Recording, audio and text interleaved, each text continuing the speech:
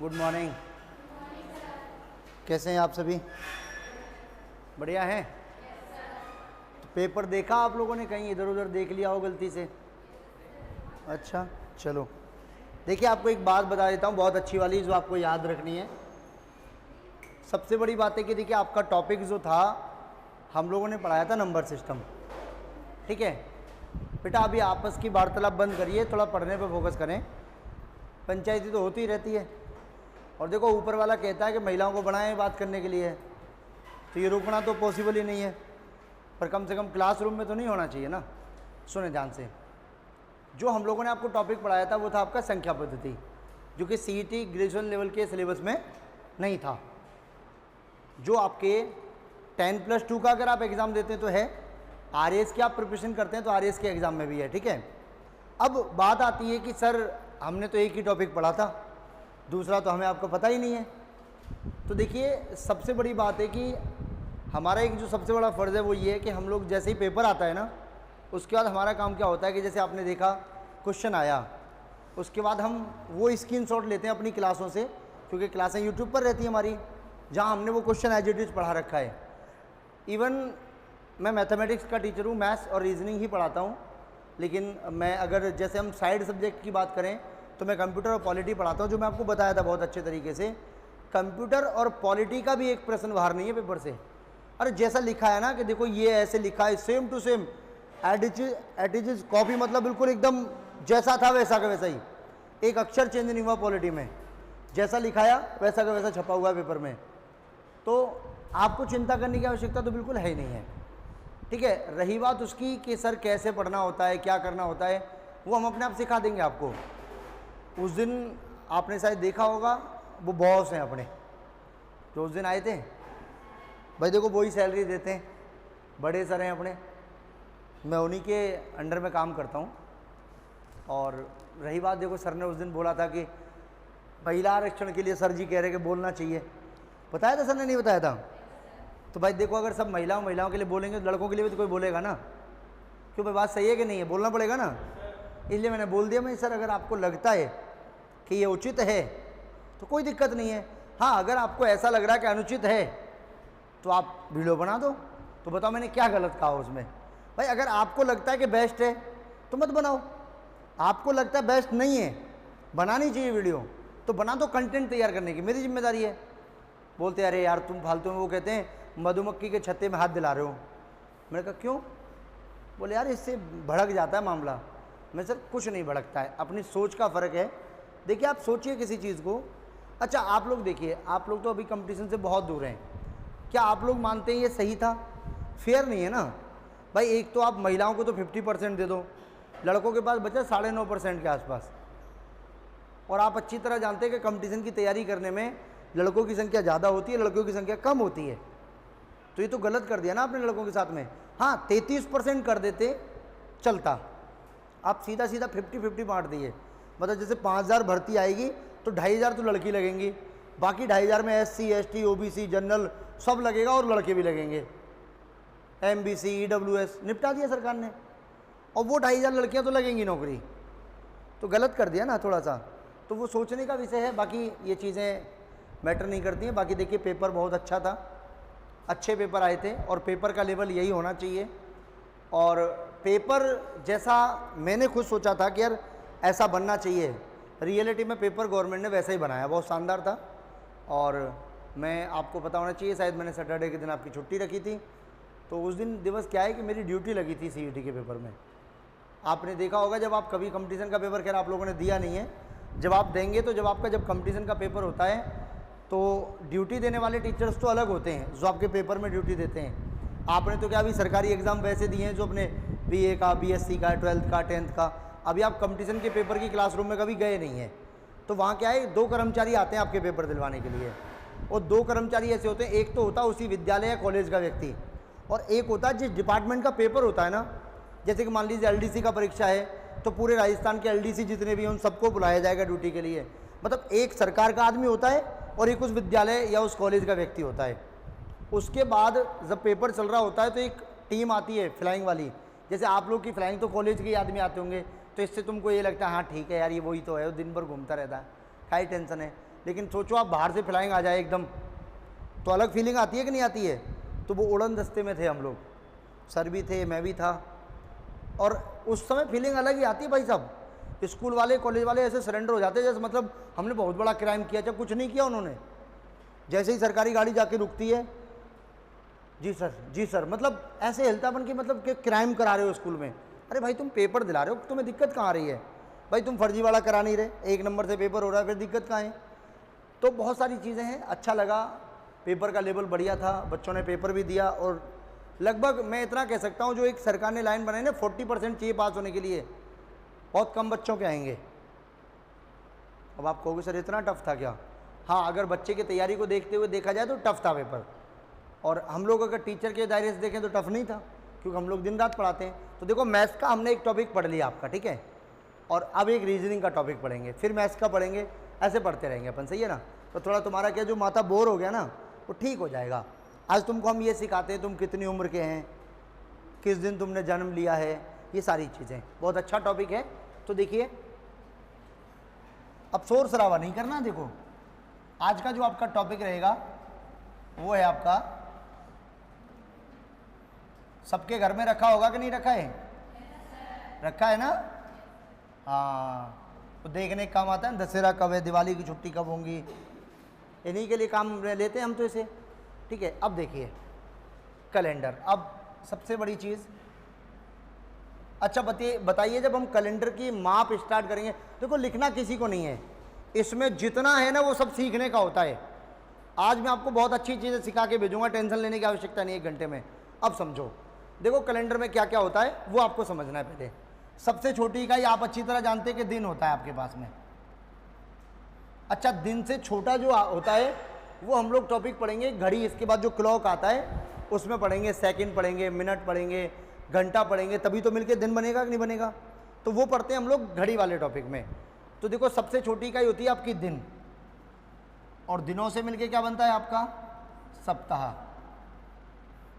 उसके बाद आता है आपका पाक्षिक या पखवाड़ा,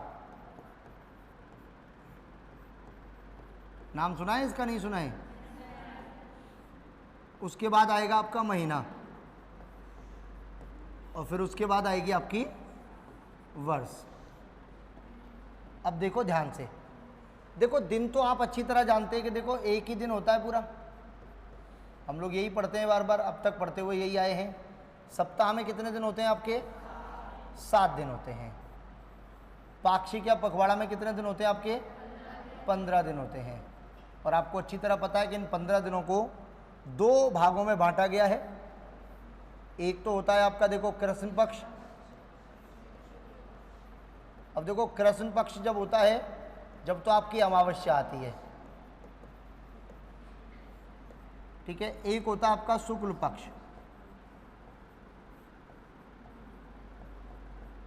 इसमें क्या आती है आपकी?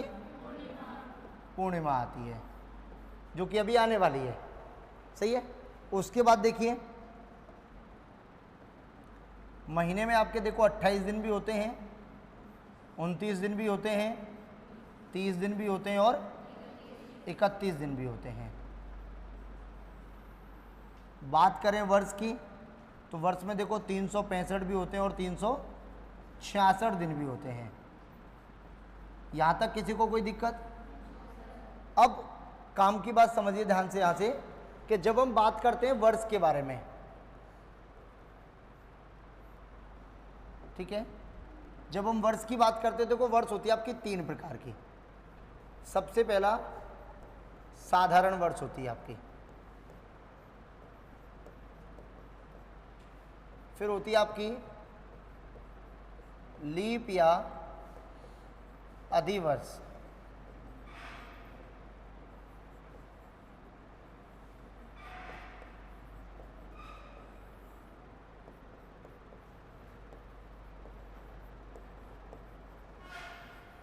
और तीसरी होती है आपकी शताब्दी वर्ष।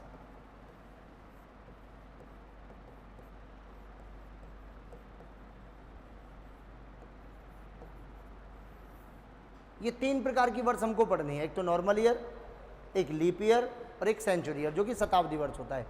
अब अपने को एक एक करके ये भी समझना है कि भाई किस में कौन आएगा, किस समय पे आएगा, किस तरीके से आएगा, ये चीज़ें जानना बहुत ज़्यादा ज़रूरी है। कहने का मतलब देखिए साधारण वर्ष का मतलब है इसको आपको याद करना ही नहीं है, अगर ये याद हो गया ये अपने आप हो जाता है, केवल इसको याद करना है। तो देखो इसको याद करने का तरीका है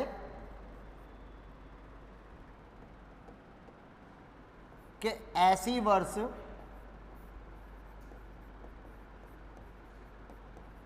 जो 4 से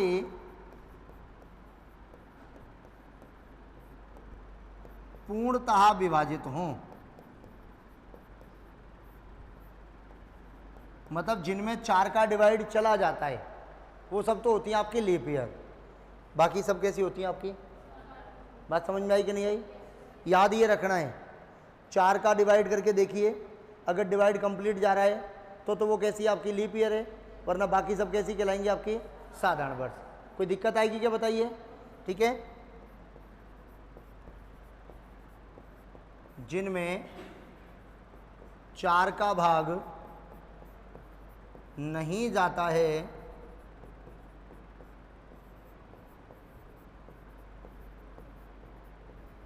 वे सभी साधारण वर्ष होती हैं। ठीक है, और बात आती है शताब्दी वर्ष की। तो देखिए 100 वर्षों का समूह,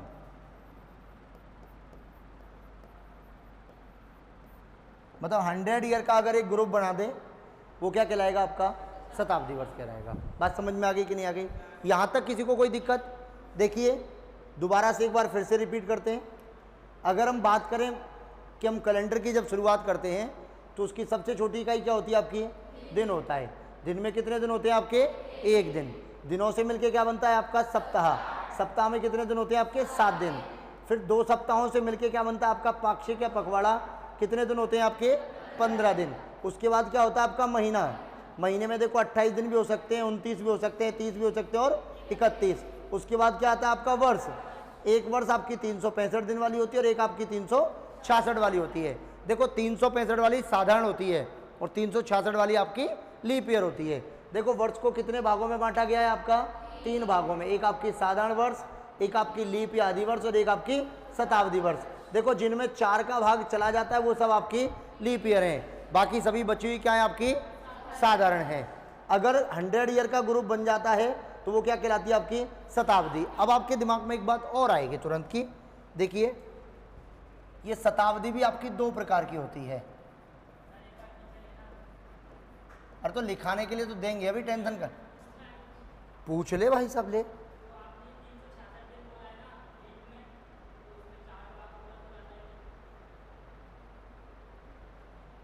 ये 366 दिन है, वर्ष में जाना चाहिए भाई। 1992, 1993, 1994, 2004, 2005, 2006 वो वर्ष होती है। ये वर्ष है क्या?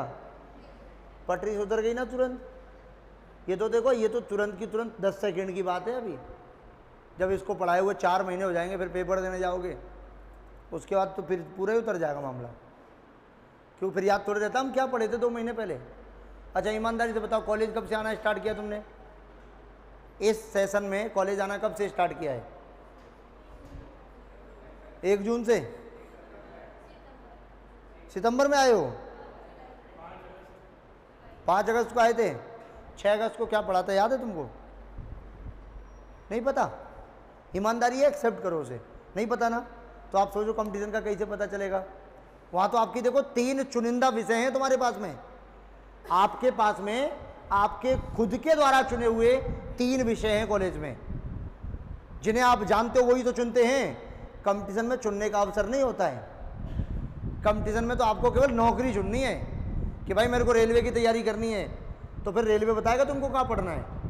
तुमने कह दिया मेरे को पुलिस की तैयारी करनी है, तो पुलिस बताएगी तुमको क्या पढ़ना है। तुम्हारी मर्जी नहीं चलेगी भाई साहब। यही तो अंतर है कंपटीशन में और एकेडमिक में। कंपटीशन में आप केवल नौकरी का चयन कर सकते हैं, विषय का और सिलेबस का चयन आप नहीं कर सकते। वो सरकार करके देगी आपको कि देख बेटा इतना पढ़ना है। बात समझ में आ रही है कि नहीं आ रही है? इसीलिए मस्त रहना एकदम।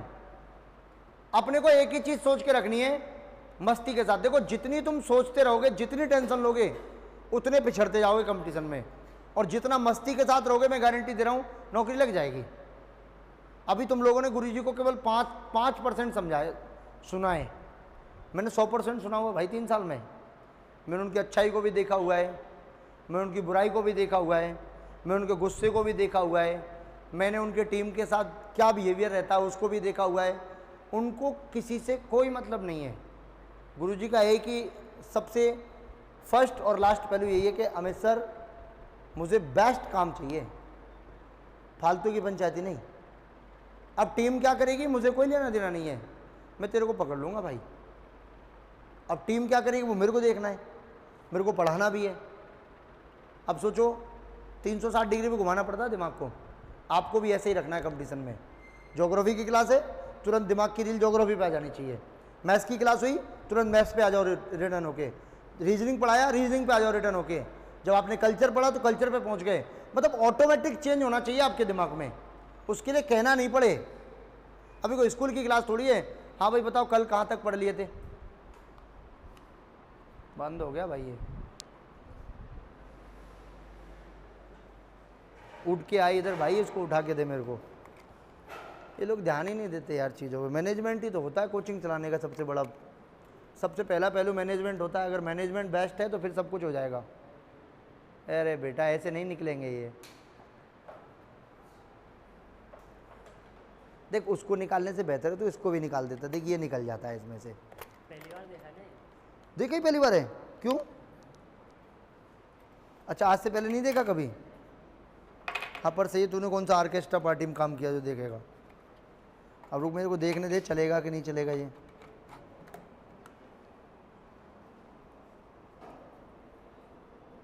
अंतिम सांस ले रहे हैं भाई साहब ये बिल्कुल एकदम। अभी लगा देखता हूँ मैं। मैंने क्यों निकाला था तुझे पता है? अभी देख लाइट जल जाएगी उसमें। जल गई ना? हाँ सीख गया ना। देख एक नई चीज़ सीखा ना आज। पर डे कुछ ना कुछ नया सीख सकते हो आप। बस आप में काम करने की ललक होनी चाहिए। और कोई भी काम छोटा बड़ा नहीं होता है, ध्यान रखिएगा।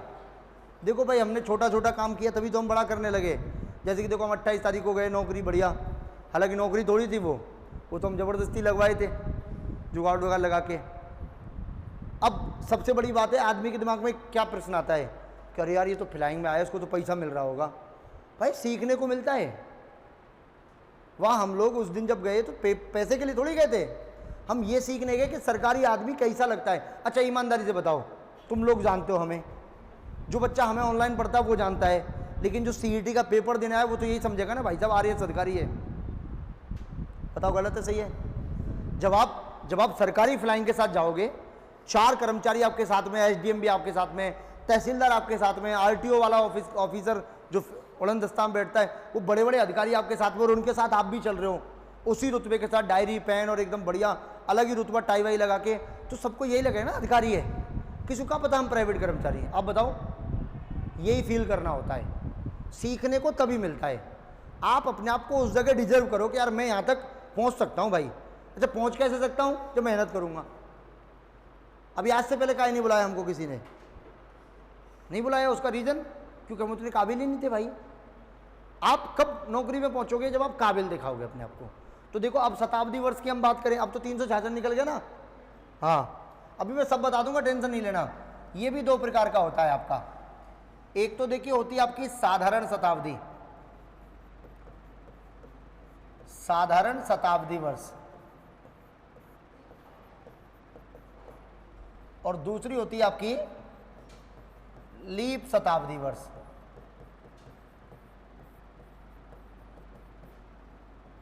अब देखिए साधारण और लीप शताब्दी क्या होती है समझिए।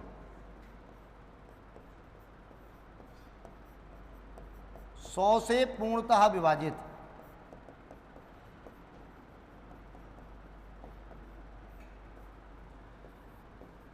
सभी शताब्दी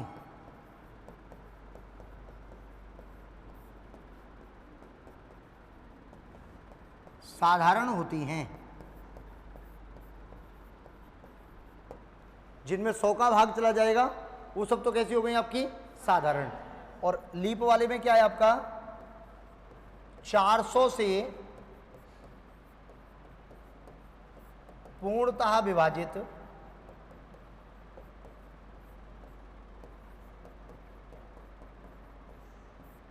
शताब्दी वर्ष।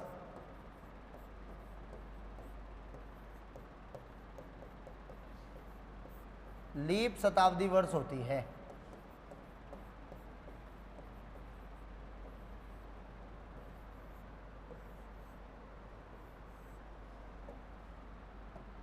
ठीक है।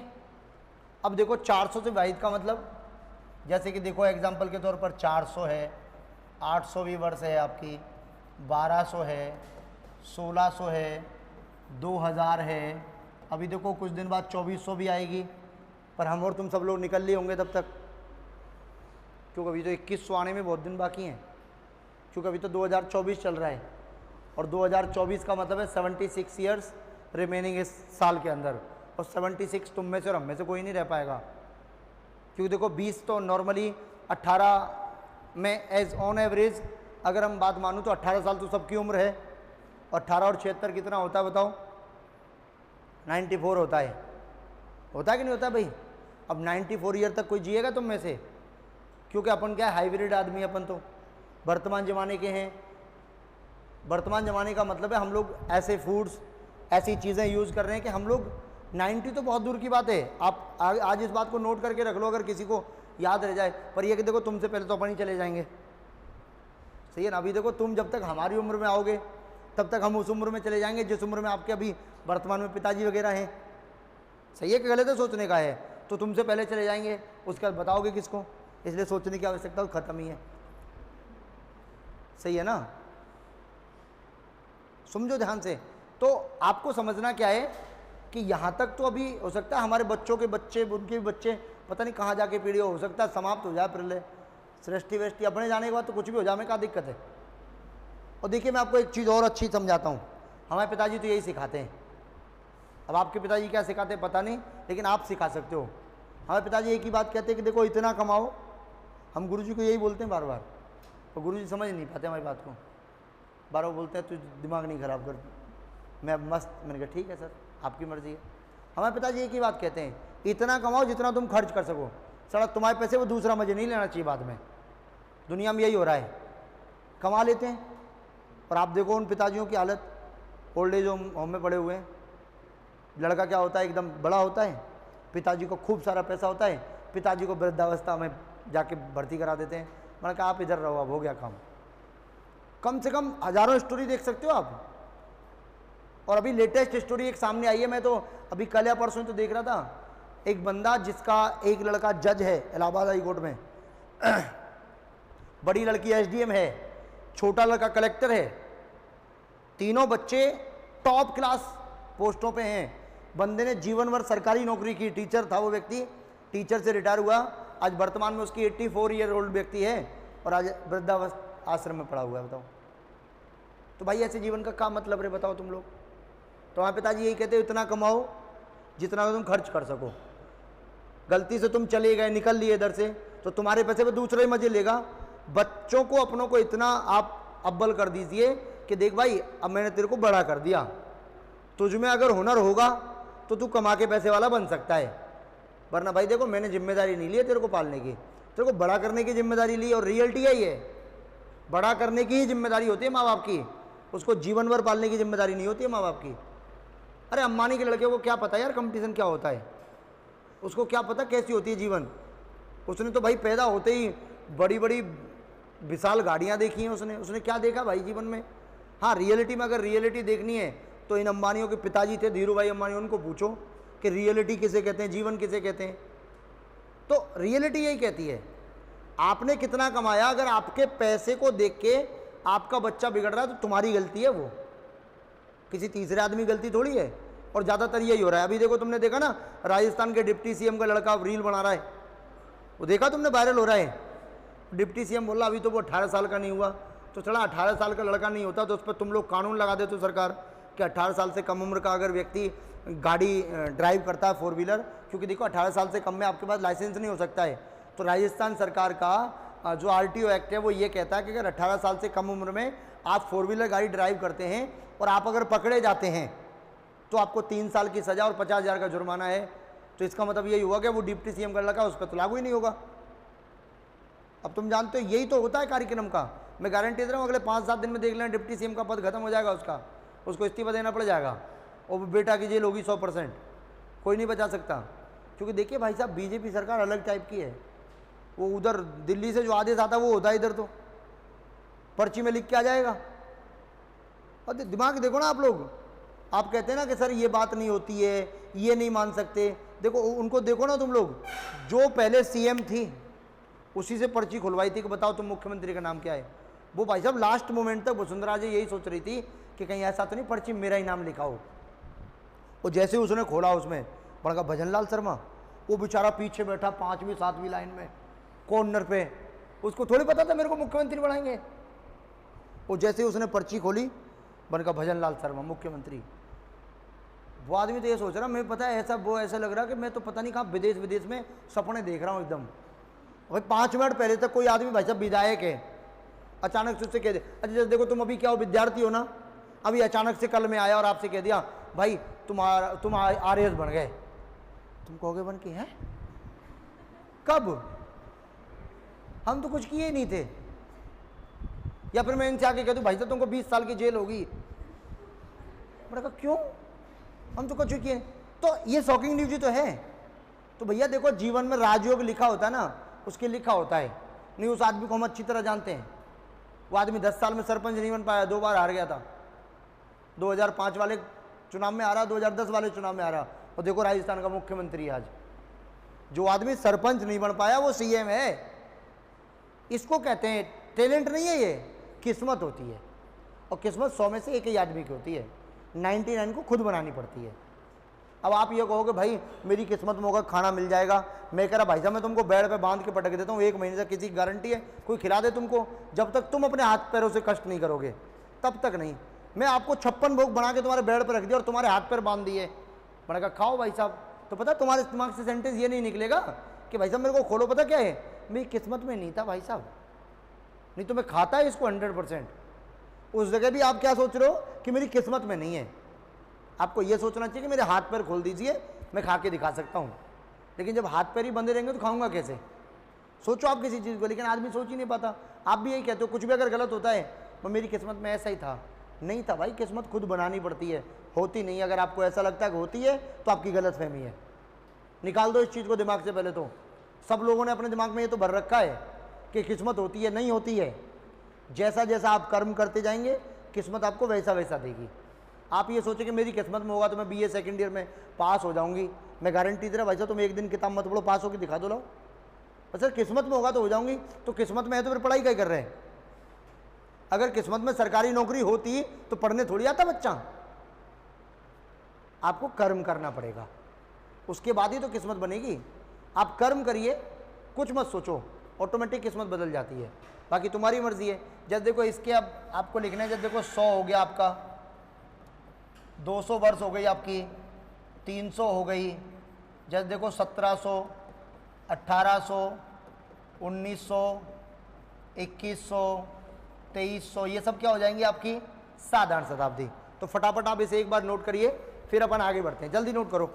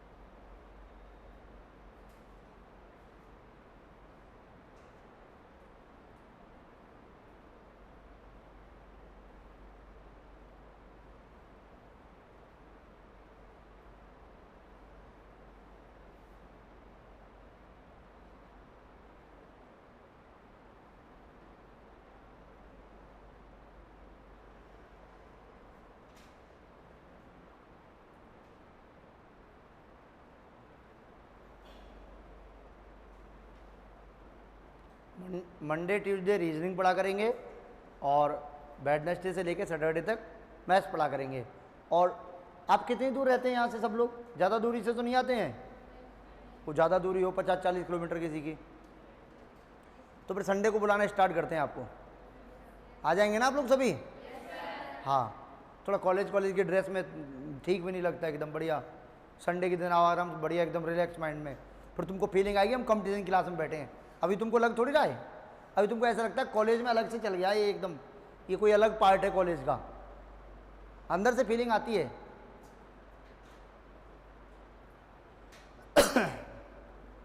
वो एक बच्ची और आती है पढ़ने, वो नहीं आई आज, तुम्हारे साथ में आती है, वो छुट्टी पे है। अब ऐसे नहीं पता वो,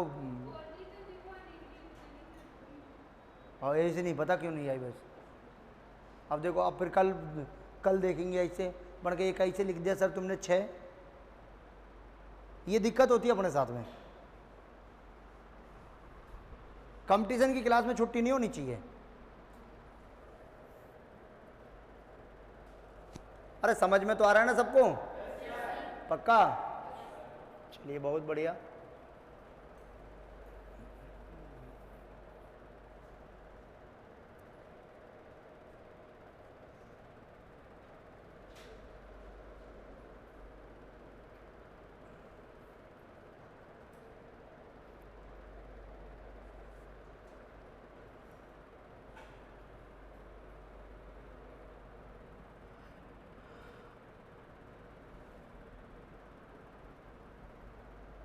हो गया यहाँ तक? सबने कर लिया? आगे देखो।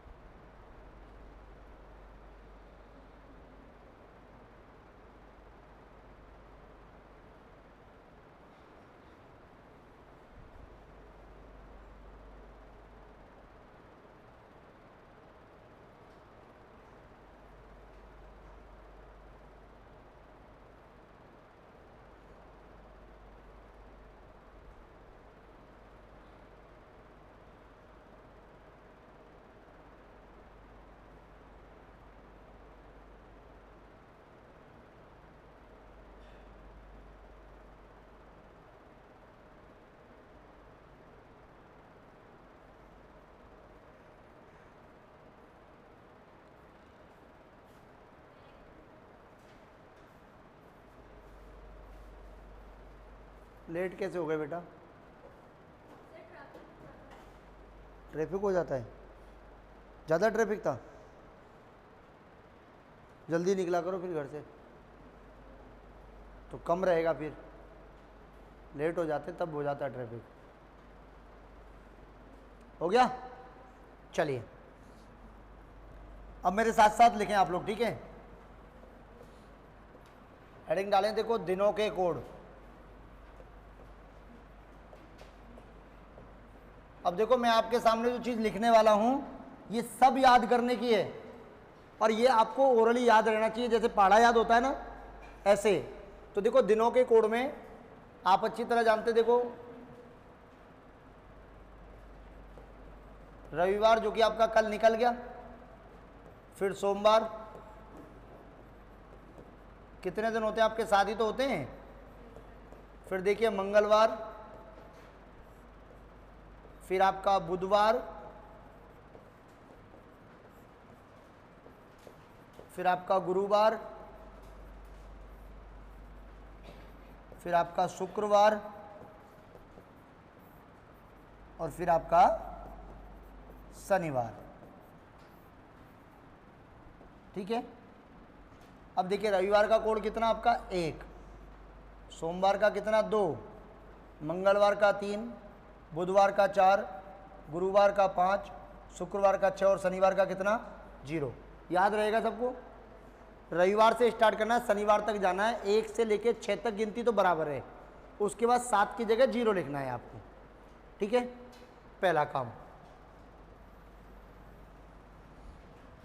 फिर देखिए महीनों के कोड,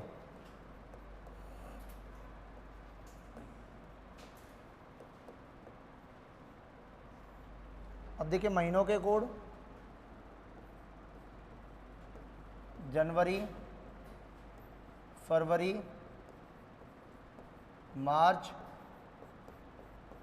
अप्रैल, मई, जून, जुलाई, अगस्त, सितंबर, अक्टूबर, नवंबर और दिसंबर। देखिए ये आपको ऐसे याद रखना है, 144, 025, 036 और 146। बात समझ में आई?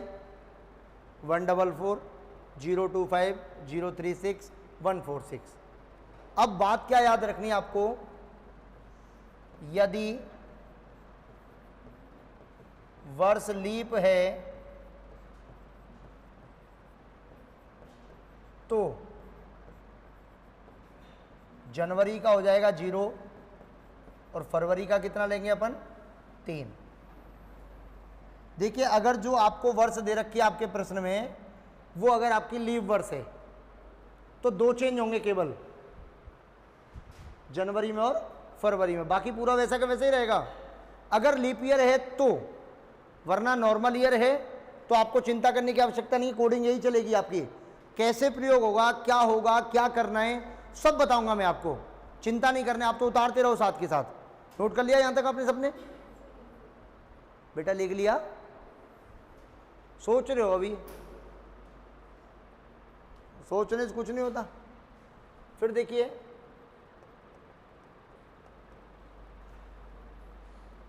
शताब्दी कोड, देखो अगर आपने यहां तक लिख लिया तो मैं इधर खड़ा हो जाऊंगा, फिर इधर ही लिखूंगा। अगर ये लिख लिया तो मुझे बता दो सब लोग। सबने लिख लिया ना? देखो अब आगे, अब आप पेन कॉपी बंद रखो एक बार, क्योंकि इसको सीखना पड़ेगा। शताब्दी कोड का मतलब है सबसे पहले तो आपको ये सीखना है कि हम ट्राई कैसे करेंगे शताब्दी कौन सी है। जैसे देखो आपके सामने साल लिखी हुई है 1764, साल लिखा हुआ 1880, 1993, 2005। तो आपको ये पीछे वाली जो वर्ष है इससे कोई लेना देना नहीं है। देखो यहाँ आपको क्लियर दिख रहा है शताब्दी कौन सी है, 1700। यहाँ शताब्दी कौन सी आपकी 1800, यहाँ शताब्दी कौन सी आपकी 1900, यहाँ शताब्दी कौन सी आपकी 2000। दिख रही है ना नाम से? तो देखो आपको करना क्या है यहाँ पर,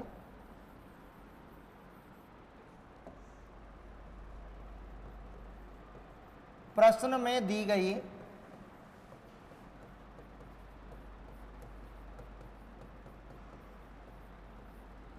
शताब्दी वर्ष को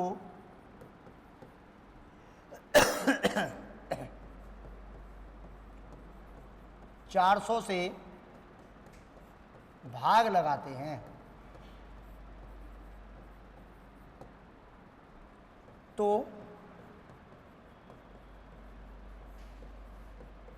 निम्न शेष बचते हैं।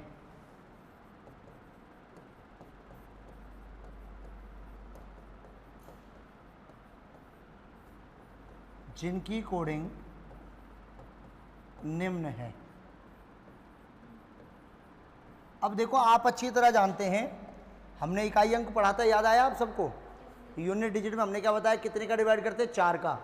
तो आप अच्छी तरह जानते हैं कि जब हम 4 का डिवाइड करते हैं तो रिमाइंडर में 1 हो सकता है, 2 हो सकता है और 3 हो सकता है, इसके अलावा तो कुछ नहीं होगा। कंप्लीट डिवाइड जाने का मतलब होता है रिमाइंडर क्या है आपका, 0 है। भाई पूरा पूरा भाग चला जाता है, शेषफल क्या होता है आपका, 0 होता है। वही कहानी यहाँ है आपकी कि देखिए अगर आपका शेष बचता है और उस शेष के हिसाब से देखो यहाँ क्या यूज करना है आपको, कोड। अगर शेष आपका 0 है तो कोड आएगा आपका 6। अगर शेष आपका 100 बचा तो कोड आएगा आपका 4। अगर शेष आपका 200 बचा तो कोड आएगा आपका 2। और शेष अगर आपका 300 बचा तो कोड आएगा आपका 0। अब देखो 400 का भाग दिया, अगर शताब्दी 2000 होगी तो 0 ही बचेगा, क्योंकि 2000 में 400 का भाग पूरा पूरा चला जाता है। जैसे मान लीजिए शताब्दी आपकी 1700 है तो देखो 400 का भाग देंगे 1600 तक जाएगा तो कितना शेष बचेगा आपका, ये सारा काम आपको ओरली करके देखना है, भाग नहीं देना कहीं बार बार तुम लोग कॉपी में लिखने लग जाओ कि 400 का भाग दिया इतना शेष बचा, नहीं, आपको ओरली दे के देखना है। क्योंकि आपको जो शताब्दी दी होगी प्रश्न में 1600, 1700, 1800, 1900, 2000, 2100, 2200, तो हम ओरली भाग दे सकते हैं। जैसे मान लीजिए 2200 में आप 400 का भाग देंगे, 200 बचेगा नहीं बचेगा? 200 का कोड कितना है आपका? अब देखो मुझे पहली बार में याद हो गया था ये, जब मैंने पहली बार कंपटीशन पढ़ा था तो मुझे पहली बार में याद हुआ। उसका रीज़न था जिस समय मैंने पढ़ा था उसके 7-8 महीने बाद मेरा स्कॉलरशिप वाला वो अकाउंट खुलवाया था मैंने, तो एटीएम मिला था, यही कोड था उसका। एक ही सेकंड लगी थी भाई साहब मेरे को याद होने में, क्योंकि एटीएम का कोड तो याद रखना पड़ता है नहीं। अब बार बार वो पर्ची खोल के तो नहीं देखेंगे, बताओ इसमें कितना लिखाया है। आजकल तो क्या वो सिस्टम भी खत्म कर दिया सरकार ने, क्योंकि आजकल देखिए फ्रॉड बहुत अलग लेवल पे हो गया। पहले क्या होता था, जब आपका एटीएम कार्ड आता था तो उसके साथ एक पर्ची आती थी, उसको फाड़ने के बाद उसमें कोड दिखता था कि आपका 4 अंकों का जो पिन है वो ये है। अब मान लो आपके खाते में 2, 4, 10, 5 लाख रुपए हों, आपने एटीएम मंगवाया और डाकिया ने खोल के देख लिया, कोड भी मिल गया और एटीएम भी उसके पास, वो फटाक से लगाएगा भाई साहब एटीएम में और खट खट निकाल के फ्री। अब तुम ढूंढते ही रहोगे किसने निकाला। तो सरकार ने कहा कि यार ये सिस्टम हटाते हैं, हम एटीएम भेजेंगे, पिन अपने आप जनरेट कर लेगा इंसान, हमको कोई मतलब नहीं है। तो आपने देखा होगा वर्तमान में जब एटीएम आता है, और 2020 से ये पद्धति लागू हो चुकी थी, जब भी एटीएम आता है आप जाइए एटीएम पर, उसी बैंक का एटीएम पे जाओ, वहाँ आप ऑटोमेटिक पिन जनरेट खुद कर सकते हैं या फिर एप्लीकेशन से मोबाइल से कर सकते हैं। तो कहने का मतलब थर्ड पार्टी को पता ही नहीं है। जब थर्ड पार्टी को पता नहीं रहेगा तो फ्रॉड नहीं होगा। देखो फ्रॉड को रोकने के लिए सरकार तो खूब सारे उपाय कर रही है, लेकिन रुक नहीं पा रहा है भाई साहब अभी तक। आपको पता होगा अभी एक फ्रॉड पकड़ा गया है, एक दिन में ई मित्र से 3 करोड़ का ट्रांजैक्शन हुआ है। 3 करोड़ बहुत होता है ना भाई साहब, एक दिन में। सरकार उस ई मित्र वाले से बस एक ही बात पूछ रही है, भाई इतना किया कैसे? बोला साहब लोग आते गए और मैं डालता गया, मेरे को क्या पता कहाँ जा रहा है। भाई एक बात सोचिए, मैं ई मित्र की दुकान लेके बैठा हूँ, ये भाई साहब आ रहे हैं कि भाई साहब मेरे को 40 लाख का ट्रांजैक्शन करना है, तो मैं थोड़ी पूछूंगा क्यों कर रहे हो? भाई मेरा काम है, मुझको बैंक ने ई मित्र दे रखा है, मैं पैसा डाल सकता हूँ, मेरे को भाई साहब से समय पे पैसा मिल रहा है, और फिर मेरे को एक चीज़ दिख रही है ना कि 1000 रुपये 10 रुपये मिलते हैं, चलो 40 लाख तो बहुत हो गए यार, अपना तो हो गया भाई साहब महीने भर का जुगाड़ पूरा, तो अपन फटाक से डाल देंगे, बनकर लाओ भाई साहब पैसा दो, गया तुम्हारे खाते में। अब मेरे को क्या मतलब कि ये भाई साहब फर्जीवाड़ा कर रहे हैं, ये भाई साहब 1 नंबर से लेके आए, 2 नंबर से लाए, मुझे क्या मतलब है भाई? कोई मतलब तो नहीं है ना, क्योंकि देखो सरकार जाने और ये भाई साहब जाने। भाई मेरा काम था, अच्छा सोचो सरकार कहती है कि साहब वो लड़का दारू पीता है और ये इंसान पी रहा, फलाना पी रहा, अरे तो भैया वो दुकान वाले को बंद करो ना यार, वो बेचेगा तो हम तो खरीदेंगे यार, वो बेचना बंद हो जाएगी, हम कहाँ जाएंगे? कहीं नहीं जाएंगे, उसको बंद करो यार, जो बेच रहा है उसको पकड़ लो, अपने आप बंद हो जाएगा। लेकिन सरकार किसको पकड़ती है? पीने वाले को। ठीक है, एक बार जो लोग खड़े होते पुलिस उनको रख ले जाती है गाड़ी में। मतलब बेचनी तो चाहिए, क्योंकि बिक क्यों रही है? सरकार बना रही है, मतलब बना तुम रहे हो, हम खरीदे भी नहीं। मान लो हम खरीदेंगे नहीं तो फिर नुकसान तो सरकार का ही है ना। जैसे देखा ना आपने, अगर मिठाई वाले के पास कोई मिठाई खरीदने नहीं जाए और मिठाई की एक्सपायरी हाईएस्ट 72 आवर्स होती है, 72 घंटे के बाद मिठाई यूजेबल नहीं होती है, लेकिन दुकान वाले फिर भी 10-10, 12-12 दिन की बेचते हैं तुमको, जो कि तुम्हारी सबसे बड़ी कमजोरी है। हम लोग जाते हो तुरंत उठाते हो और 1, 2, 3 निकल लिए उधर से लेके, नहीं, मिठाई की एक लिमिट है 48 से 72 घंटे, उसके बाद वो मिठाई काम की नहीं होती है। हम लोग देखो खूब समोसा कचौरी खाते नहीं खाते, सब लोगों को मज़ा आता होगा ना खाने में। समझिए ध्यान से, साइंस का स्टूडेंट हो कोई आप में से? आप हैं। आपको पता है ना ऑयल की जो लिमिट है वो कितने बार गर्म करने की होती है? Only 2 times. जो समोसा कचौरी की दुकान होती है ना, आपको पता है जब सुबह स्टार्ट होता है ना, वहाँ पहली बार चालू हो गया, वहाँ नया ऑयल यूज होगा, ये तो पता है, पहली बार में पूरा दिन उसी में सिकेगा भाई साहब। वो पता नहीं कितनी बार गर्म हो रहा है, तुमको पता ही नहीं है। समोसा ठंडा हो गया, उसको लगा कि भाई साहब अभी गिराक विराक नहीं है, वही वाले समोसा उधर से फिर पटक देगा, फिर दोबारा गर्म होकर बाहर निकल आएंगे। मैंने कहा यार मज़ा आ गया। और तुम लोग क्या करते हो पता है? भाई साहब गर्म है ना, हाँ भाई पैक कर दो तो 10, हो गया कार्यक्रम। सबसे ज्यादा हार्ट अटैक का रीजन ही यही है। आपने देखा होगा, अरे यार भाई साहब ये ना तो सुपारी खाता था, ना ये गुटखा खाता था, ना बीड़ी पीता, इसको कैंसर कैसे हो गया? उसका कारण यही है भाई साहब, हम लोग ज्यादातर क्या जंक फूड ही तो यूज कर रहे हैं। अच्छा, कोरोना काल सबने देखा था, सब घर पे ही रहे होंगे ना। ईमानदारी से बताओ, पूरे 1.5 साल में तुम्हारे घर में कोई महिला बीमार हुई? कारण बताओ।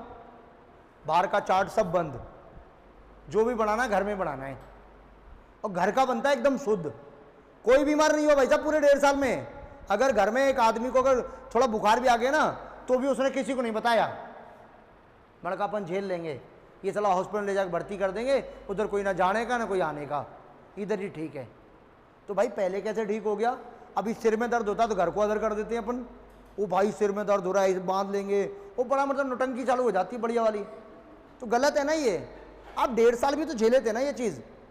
तो आप अपनी क्षमताओं को, एक्चुअली क्या है, हम लोग जो भी रोग होता है या कोई भी चीज़ होती है, चाहे पढ़ाई क्यों ना हो, हम उसे अपने ऊपर हावी कर लेते हैं, जो हमारी सबसे बड़ी कमजोरी है। अपने ऊपर हावी नहीं होने देना है। एक बार तो अपने को यही करना है, ये अरे हो जाएगा, चाहे वो तुमसे हो नहीं, लेकिन अपने मनोबल को आप टॉप पे रखिए, हो जाएगा यार। चाहे वो बाद में नहीं होगा कोई दिक्कत नहीं है, लेकिन आपने अपनी जो स्टेमिना था उसको तो बरकरार रखा हुआ है कि हाँ यार कर लेंगे। और आप पहले ही टूट गए, अरे यार इतनी मोटी किताब ये तो ना पढ़ पाऊंगा भाई साहब मैं, फिर चाहे वो तुमसे पढ़ी जाएगी समझ में नहीं आएगी, क्योंकि आपने अपने दिमाग को पहले ही स्थिर कर दिया कि यार ये किताब नहीं पढ़ सकता मैं। ये दिक्कतें हैं हमारे साथ में। अब ये याद हो गया सबको यहाँ तक? याद। अब देखो इसका यूज कैसे होगा। अब देखो, बार ज्ञात करना, चिंता करने की आवश्यकता नहीं, एक चीज सीख के जाओगे आज आप, और एक दिन में एक ही चीज सीखनी होती है, पता है आपको। तो देखो सबसे पहले आएगा आपका दिनांक, फिर आएगा आपका महीना कोड,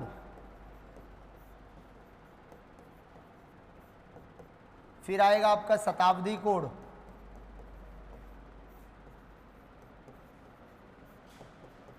फिर आएगा आपका वर्ष, फिर आएगा आपका लीप वर्ष, और भाग कितने से लगाएंगे अपन? 7 से। यहां से आपका बार निकल के आएगा।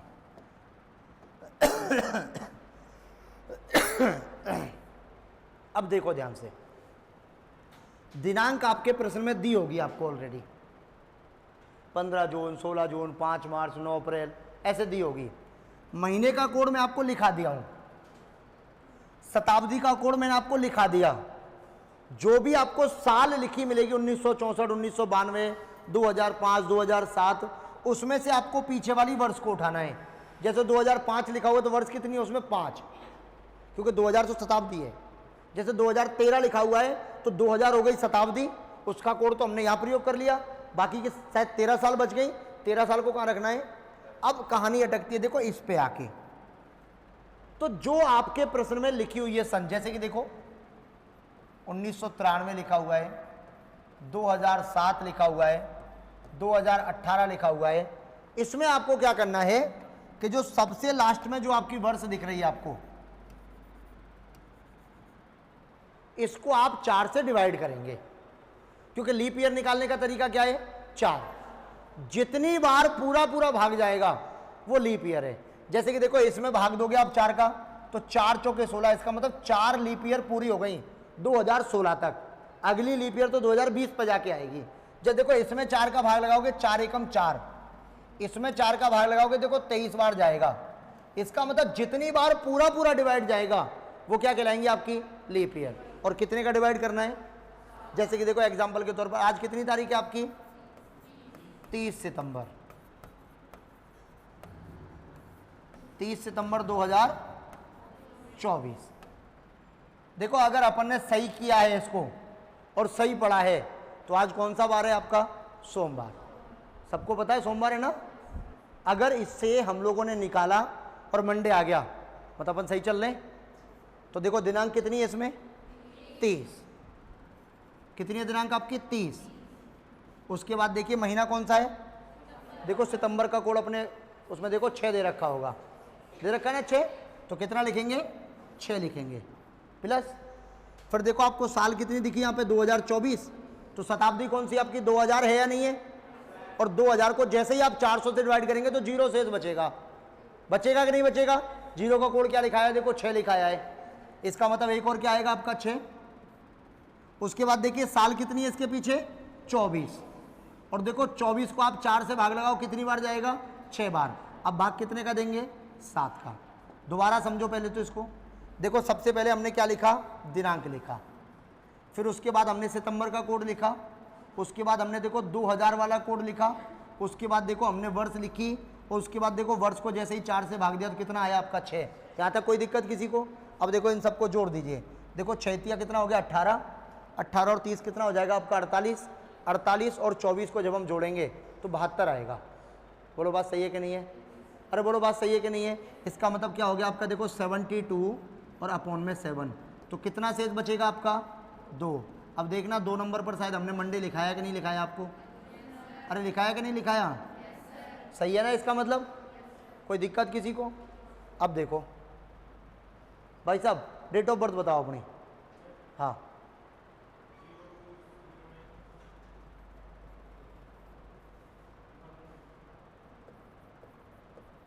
मतलब कि आज से 28 दिन पहले तुम्हारा जन्मदिन निकल गया, कल मिठाई लेके आनी है फिर आपको। अब निकल गया, हम बाद में आए तो हमको खिलाओगे ना। जैसे कि मान लीजिए घर में से कोई सदस्य है वो दुबई में रह रहा, अभी नवंबर में किसी घर में शादी है, छुट्टी नहीं मिली उसको, वो बाद में आएगा तो पार्टी लेगा ना तुमसे। तो देखो दिनांक कितनी? 2, सितंबर का कोड कितना आपका?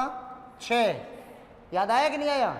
उसके बाद देखो 1900 में जब हम 400 का भाग देंगे तो 300 शेष बचेगा, बचेगा कि नहीं बचेगा बताओ भाई? 1600 तक पूरा पूरा भाग चला जाएगा, और 300 का कोड कितना लिखाया था? 0 लिखाया है। क्या आएगा इसका मतलब? 0। वर्ष कितनी आपकी पीछे? 94, और देखो 94 में जब आप 4 का भाग लगाओगे तो 23 बार पूरा पूरा भाग चला जाएगा, और भाग कितने का लगेगा आपका? 7 का। देखो 3 और 4 7 और 6 13 और 2 कितना हो जाएगा आपका? 15। हासिल कितनी लगी आपकी? 1। देखो 9 और 2 11 और 1 कितना हो जाएगा आपका? 12। कितने का भाग देना है? 7 का। देखो 7 एकम 7, कितने शेष बचे? 5, 55 हो गया, 7 7 49, क्या शेष बच रहा है आपका? 6 शेष बच रहा है। 6 शेष बच रहा है, इसका मतलब आप किस दिन पैदा हुए थे पता है आपको? शुक्रवार के दिन पैदा हुए थे। याद रखना आज के बाद। याद था कि नहीं था? आज से पहले नहीं था। अभी बताओ किसका निकालना है? बताओ। 22 जून 2005। देखो बेटा हम एक बात बताएं। हाँ भैया, तो 94 का ही बताया फिर तुमने भाई। तुम 1994 बोला था यार। अरे 2006 में हुआ था। अब रुक देख, मैं अभी मैं तेरे को बता दूंगा, बिना निकाले बता दूंगा, तू टेंशन ही नहीं कर। अब फिर मोबाइल में निकाल लेना अपने में।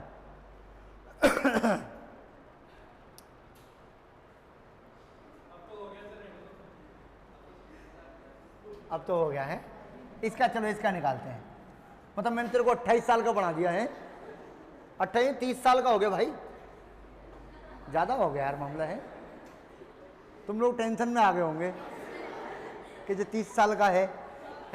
इधर देखो, कोई दिक्कत नहीं है, हो जाता है। देखो दिनांक कितनी आपकी? 22।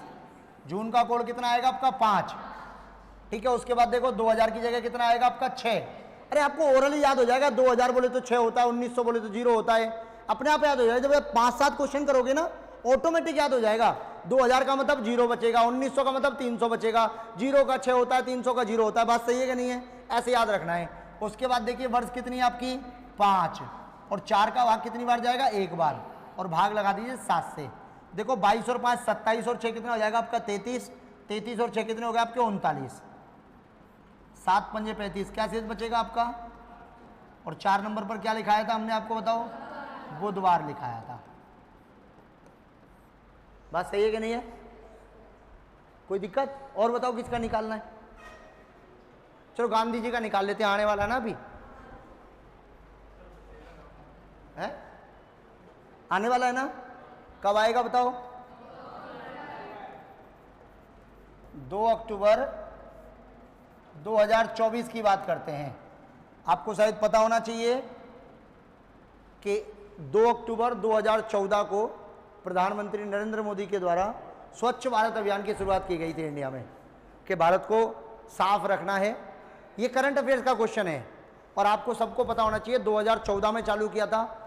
2024 तक आने में, हम अगर बात करें इससे पिछला आंकड़ा 2023 तक, तो देखिए 2014 से लेकर 2023 तक 10 वर्ष हो गए, सही है ना, क्योंकि पहली बार 2014 में मना लिया था।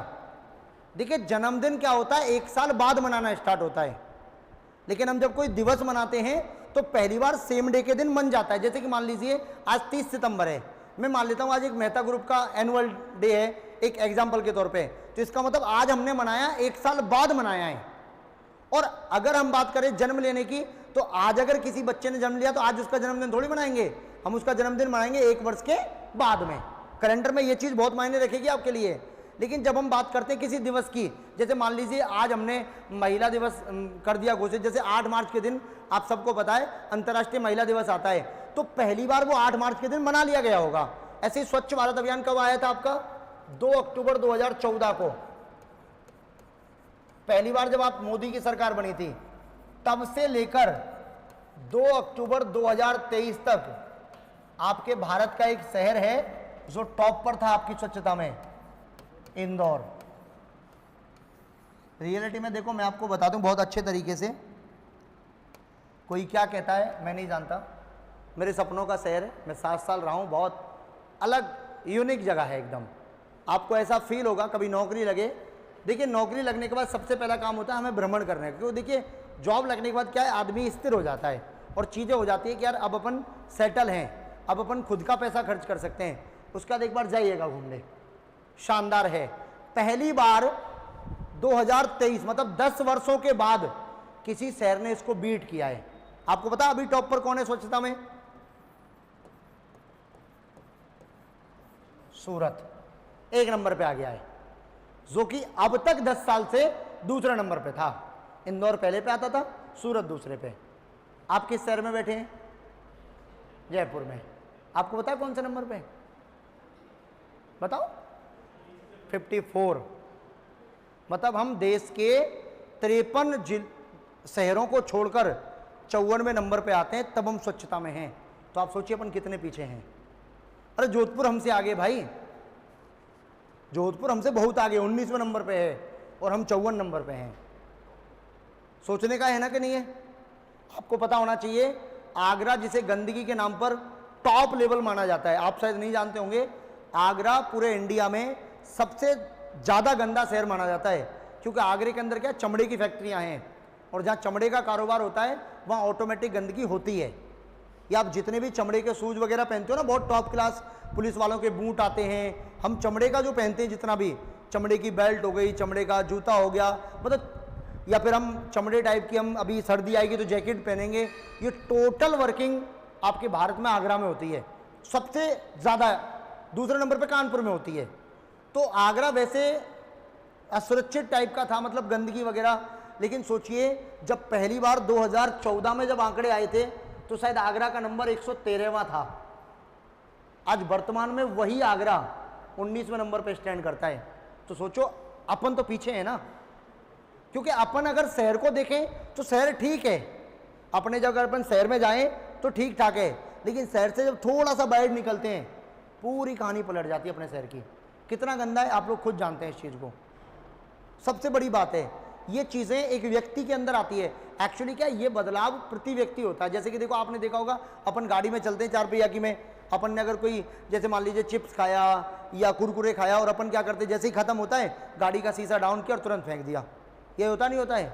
इंदौर में फेंक के दिखाना एक बार, तभी तो कह रहा हूँ जाओ एक बार इंदौर में फेंक के दिखाना। इंदौर में तुम चलते हुए रोड पे थूक के दिखा देना एक बार दिखाओ तो सही, फिर देखना 5 सेकंड में रजाई भर दी जाएगी तुम्हारी। 5 सेकंड तो तब लगेंगी।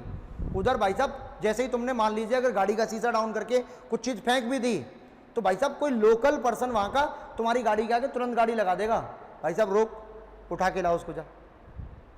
क्योंकि वहाँ हर 50 मीटर पे, 50 मीटर कितना होता है, 150 फीट होता है, हर 50 मीटर पे डस्टबिन रखा हुआ है रोड के दोनों साइड में। तो क्यों फेंक रहे हो भाई? आप आगे बढ़ो, गाड़ी को रोको, 2 ही मिनट का तो काम है, आप डालो। तो ये एक्चुअलिटी में एक एक व्यक्ति के अंदर आती हैं ये बातें।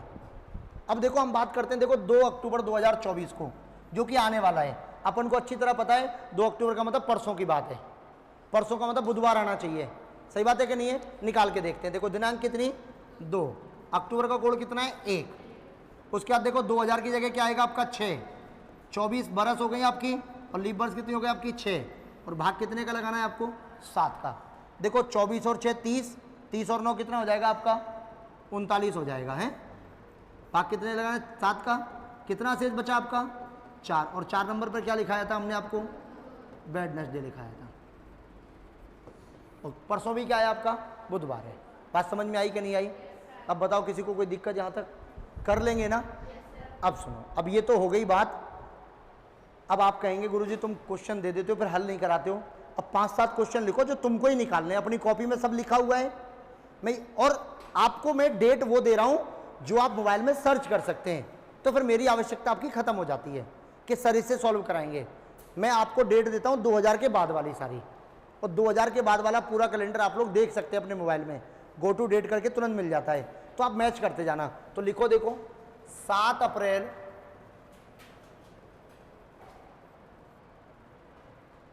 2013, ये पहला हो गया।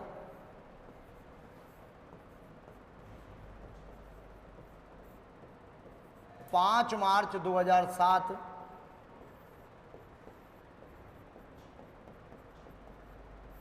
16 अगस्त 2016,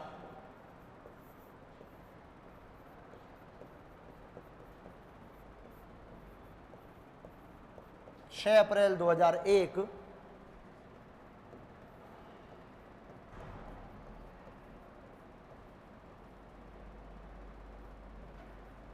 5 जून 2019,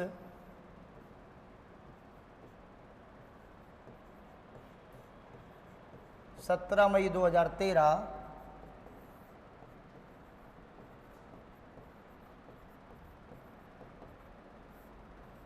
18 अक्टूबर 2020,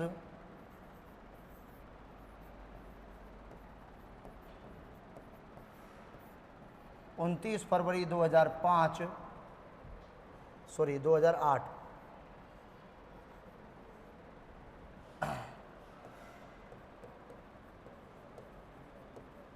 11 नवंबर 2013,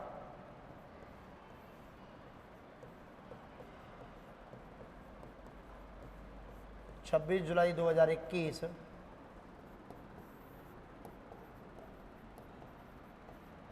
12 मार्च 2010,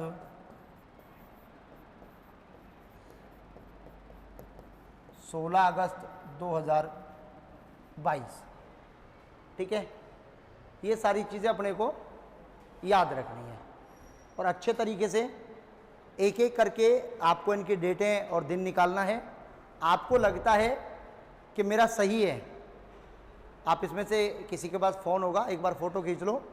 तो पुराने वाले क्वेश्चन तो नहीं करा पाए थे, इनमें से कुछ क्वेश्चन हैं जो अपन करा देंगे, लेकिन ध्यान देना है कि वही क्वेश्चन कराया जाएगा जो किसी से नहीं होगा।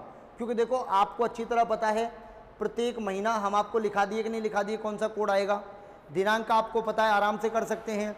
आपको साल का पता है, देखो सब 2000 है तो ये तो कन्फर्म है 2000 का 6 आएगा, ये तो तुमको सोचना ही नहीं है। 92, 93, 94, 98, 97 कुछ नहीं सोचना है, ठीक है ना। आराम से इनके आंसर निकालिएगा तो आपकी प्रैक्टिस हो जाएगी। क्योंकि देखिए अभी ये 0 से स्टार्ट हुआ है, अब कल जब आएगा ना ये आपके सामने तो अलग लेवल पे आएगा। जब एक डेट दी होगी कि 5 अगस्त 2006 को ये था, तो अगली डेट में क्या होगा, ये चीज़ अपने को सीखनी है। ठीक है, थैंक यू सो मच।